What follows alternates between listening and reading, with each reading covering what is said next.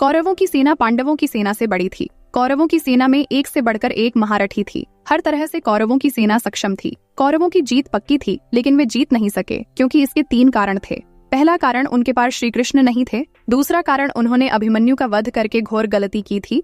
और तीसरा कारण, कुछ योद्धा कौरवों की ओर से युद्ध करने के बावजूद वे पांडवों की जीत की कामना करते थे। आओ जानते हैं इसी तीसरे कारण के बारे में। लेकिन अभी तक हमारे चैनल को सब्सक्राइब नहीं किया है तो चैनल को सब्सक्राइब जरूर करें। तो चलिए शुरुआत करते हैं। पहला है गुरु द्रोणाचार्य। गुरु द्रोणाचार्य पांडवों के साथ ही कौरवों के भी गुरु थे। उन्होंने सभी को शिक्षा दी थी। उन्होंने ही अर्जुन को विश्व का सर्वश्रेष्ठ धनुर्धर होने का वचन दिया था। वे हस्तिनापुर के राजगुरु थे, इसलिए उनका उत्तरादायित्व हस्तिनापुर के राजा और राजकुमार की ओर से युद्ध करने का था। वे धर्म अधर्म जानते थे, इसलिए उनके मन में भी पांडवों की जीत की कामना थी। दूसरा है भीष्म पितामह। भीष्म पितामह चाहते थे कि धर्म की जीत हो, इसके बावजूद वो अपनी पूरी ताकत के साथ लड़ रहे थे। उन्हें इच्छा मृत्यु का वरदान था। उन्होंने युद्ध में कोहराम मचा रखा था। तब श्री कृष्ण ने अर्जुन से कहा कि पितामह से ही पूछो कि उनकी मृत्यु का राज क्या है।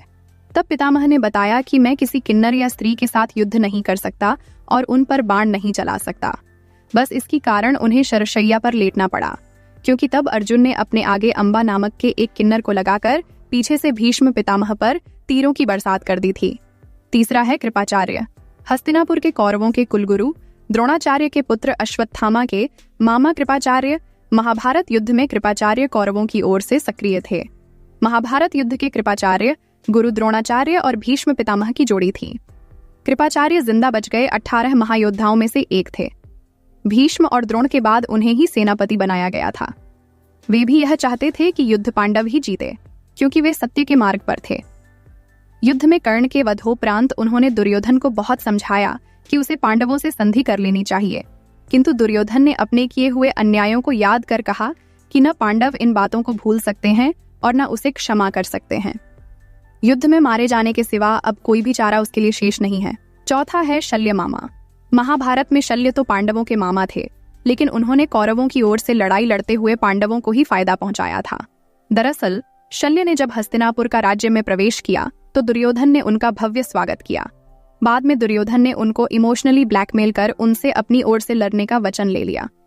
उन्होंने भी शर्त रख दी कि युद्ध में पूरा साथ दूंगा, जो बोलोगे वह करूंगा, परंतु मेरी जुबान पर मेरा ही अधिकार होगा। दुर्योधन को इस शर्त में कोई खास बात नजर नहीं आई। शल्य बहुत बड़े रथी थे। उन्हें कर्ण का सारथी बनाया गया था। वे अपनी जुबान से कर्ण को हतोत्साहित करते रहते थे। यही नहीं, प्रतिदिन के युद्ध समाप्ति के बाद वे जब शिविर में होते थे तब भी कौरवों को हतोत्साहित करने का कार्य करते रहते थे। इसलिए दोस्तों, इन 4 योद्धा के चलते कौरवों की सेना हार गई और पांडवों की सेना जीत गई।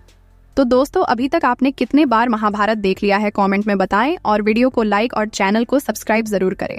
मिलते हैं अगले वीडियो में।